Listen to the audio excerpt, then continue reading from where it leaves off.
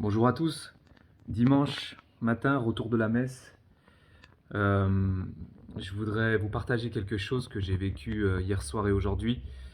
J'ai voulu hier soir aller à la messe anticipée du dimanche, la même liturgie qu'aujourd'hui, parce que je voulais communier. Je me sentais de devoir aller communier, alors j'y suis allé. J'avais du temps et je me retrouve avec un des curés, un ancien curé de la paroisse qui se retrouve à nous expliquer dans son homélie que le prophète Jonas n'existe pas. Voilà. Et il commence sa phrase en disant: j'espère que je ne vais choquer personne, je ne vais attaquer personne, en disant que le prophète Jonas n'existe pas, n'a jamais existé. Donc je vous avoue que moi, intérieurement, j'étais en train de bouillir de l'intérieur hier soir, hein. Aller à la messe, vouloir avoir le secours du Seigneur et entendre de l'idéologie partout dans cette église. On n'a pas autre chose à, à faire que se déconstruire soi-même. Ces gens-là ne se rendent pas compte que si vous mettez en cause la Bible, les prophètes, eh bien, il y a des gens qui font la même chose pour mettre en cause l'existence des apôtres, du Christ. Vous avez des gens dans le monde qui vous disent que Jésus n'a jamais existé, par exemple. Voilà, si on est trop matériel, qu'on est trop terre à terre, on se retrouve à dire l'archéologie nous montre que Jonas, il n'y a pas de traces du prophète Jonas, mais on s'en fout de l'archéologie. L'archéologie, certes, c'est important, ça peut nous édifier, mais bon, si on croit en Dieu, si on croit en notre Créateur, le Créateur est largement capable de nous raconter une histoire sur un homme qui a été prophète, et que cette histoire soit véridique, peu importe le côté extraordinaire de l'histoire. Sinon, si on commence comme ça, on va dire que Moïse n'a pas écarté la mer Rouge, on va dire que Jésus n'a pas réellement ressuscité. Et pour autant, quand on voit des gens comme le Padre Pio, qui étaient des saints qui ont jonché ce monde et qui sont morts il y a une cinquantaine d'années, je suis désolé, il suffit de regarder la vie du Padre et puis vous allez voir qu'il y a plein de choses extraordinaires. Et pourtant, c'est un homme que des gens d'aujourd'hui ont rencontré. Donc on voit bien que le Seigneur est capable de toutes choses. Je ne vous dis pas qu'il faut prendre l'Apocalypse et la Genèse au pied de la lettre, pas du tout, puisque ce sont des textes que l'Église a toujours dit qu'ils étaient, il y avait une part de vrai et une part forcément de poétique. Mais sur l'existence des prophètes, l'Église n'a jamais dit que les prophètes n'ont pas existé. Comment on a des prêtres aujourd'hui qui, au lieu de nous parler des textes, quand on voit l'état de notre pays, la déconfiture totale dans notre Église, peuvent se permettre de prendre la liberté de nous dire que le prophète Jonas n'a pas existé, juste parce qu'on n'a pas de preuves archéologiques. Mais qu'est-ce qu'on s'en fout de tout cela? Si on a la foi en Dieu, est-ce qu'on pense que notre Seigneur est un menteur? Je vais vous donner déjà un exemple. Le Seigneur lui-même parle du prophète Jonas. Le Christ lui-même, quand les pharisiens lui demandent un signe, dit cette génération demande un signe, il lui sera donné que le signe du prophète Jonas. Tout comme le prophète Jonas est resté 3 jours dans le ventre du poisson, le Fils de l'homme restera 3 jours dans le ventre de la terre, pour dire qu'il va mourir pendant 3 jours et qu'il ressuscitera derrière. Et ce sera ça le grand signe qu'il donne.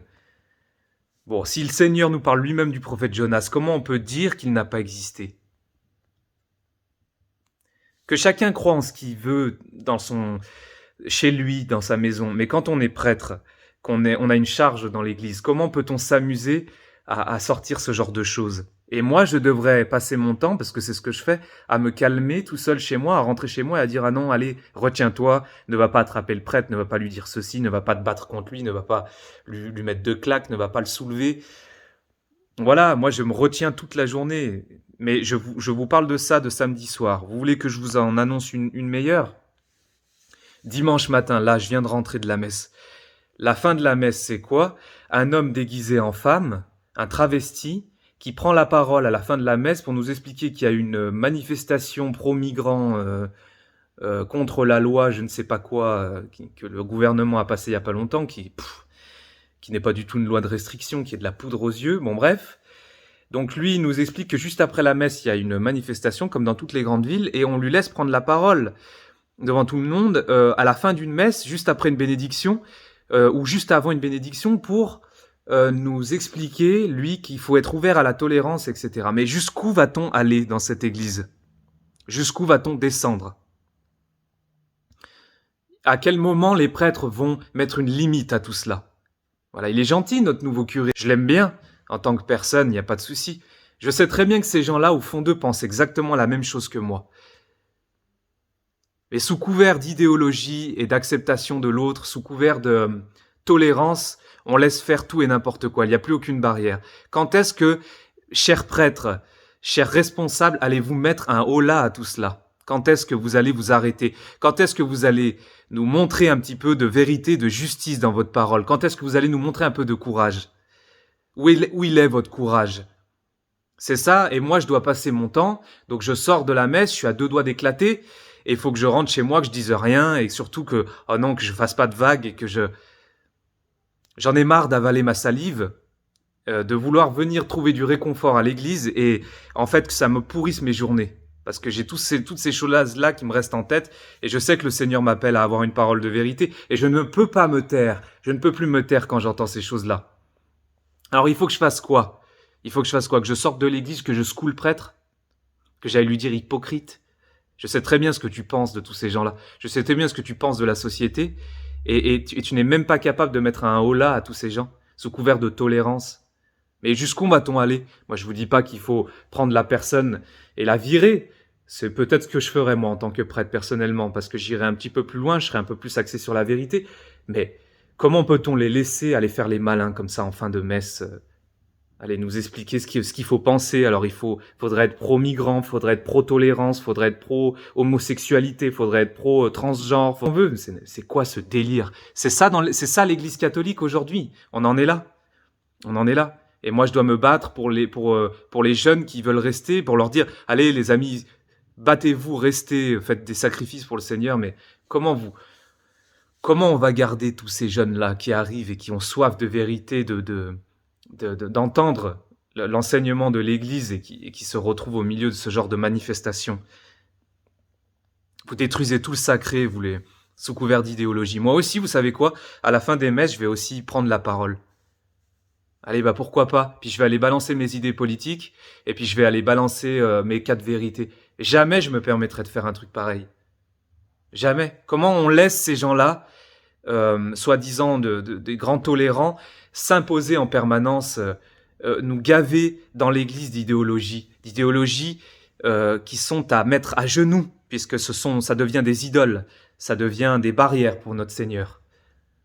Voilà. Moi, j'appelle vraiment, pour terminer cette petite vidéo, s'il vous plaît, chers prêtres, chers évêques, chers chefs de l'Église, allez, arrêtez votre hypocrisie. Tout le monde sait ce que vous pensez au fond. Ne soyez pas hypocrite, battez-vous avec courage et mettez le holà à tout ça. Hein, c'est pas de l'intolérance, c'est qu'à un moment donné, il faut s'arrêter. La foi, on doit osciller, nous, en tant que chrétiens, entre l'amour et la vérité. Arrêtez avec votre amour poussé jusqu'au bout, ça détruit tout, et ça finit par être une folie absolue. J'en appelle donc au courage de la part de nos prêtres, de nos responsables. Allez, bon dimanche à vous quand même, et c'est le jour du Seigneur. Offrons tout cela, tous ces combats, tous ces sacrifices pour le Seigneur, et prions pour le retour de la France, pour le retour de l'Église catholique en France. Prions, chers amis. Bon dimanche à vous.